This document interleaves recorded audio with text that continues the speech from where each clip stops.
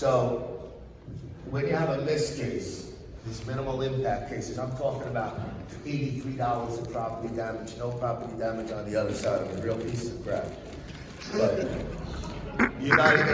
first of all, you gotta be get real clever with this stuff. Because many of the times, like I had a woman, she was reading a newspaper in the car, and somebody backed into the car, and it was $83 was the property damage because the license plate covered the bed. But she said I was sitting sideways, I had my legs crossed, I was sitting sideways. So she didn't see it coming. When your neck goes side to side as opposed to forward and back, a lot, your neck's only 50% as strong side to side. So those are things you should think about when you're having these cases, the positioning of the person, whether they were expecting it or not. But the defense in those cases, they showed property damage photos all day long.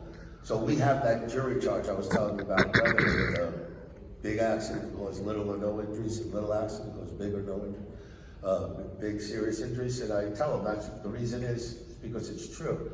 Because what the defense attorney is trying to do is trying to compare the client to a car. So I'll say, okay, let's talk about Mrs. Jones.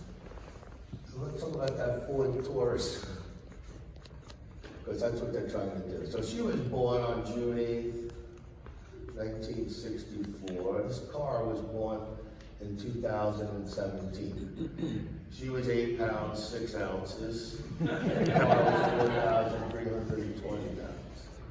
She's made of flesh. She was born in Englewood Hospital. She was born in a factory. This was in Englewood, New Jersey, and this was in Detroit, Michigan. He's made of flesh and bone. This is made of glass and steel, plastic. She has a heart, an engine.